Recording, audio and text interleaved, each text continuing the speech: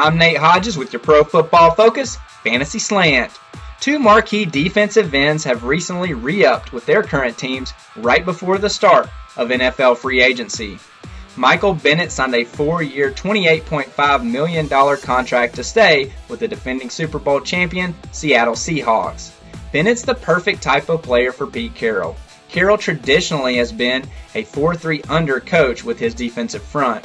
That means most defensive linemen are only controlling one gap at the line of scrimmage, allowing them to be super aggressive.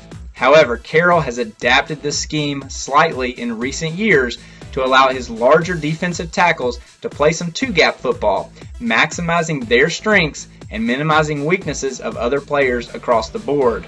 Bennett fits this scheme perfectly because he's an extremely versatile defensive lineman.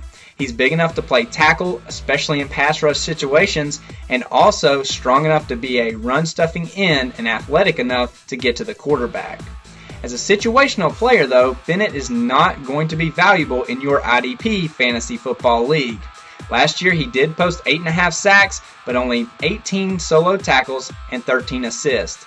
That's just not enough consistent production to get it done for your IDP squad.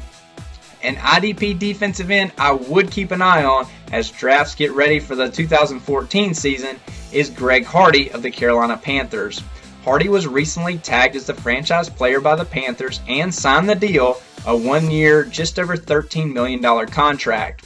Hardy wasn't even upset about being the franchise player. He'll take the guaranteed money and look for a long-term contract later or even a jackpot free agency deal during next year's offseason.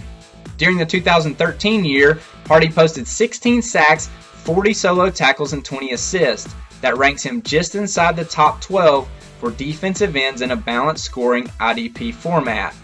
Hardy's the type of defensive end that I would look for in next year's fantasy football draft. He's not the top of the heap. He's not going to be a type of player that'll need a premium pick to be used on him. He's a guy where you can load up on offense and select him just at the right time.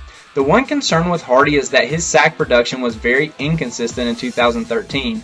They came in bunches, and while he did have 16 of them, there were games where he really had low production from the defensive end position. If you do select him, be ready to ride those waves up and down in 2014, but I do think you can probably find good value with Greg Hardy in your IDP Fantasy Football League. For the Pro Football Focus Fantasy Slant, I'm Nate Hodges.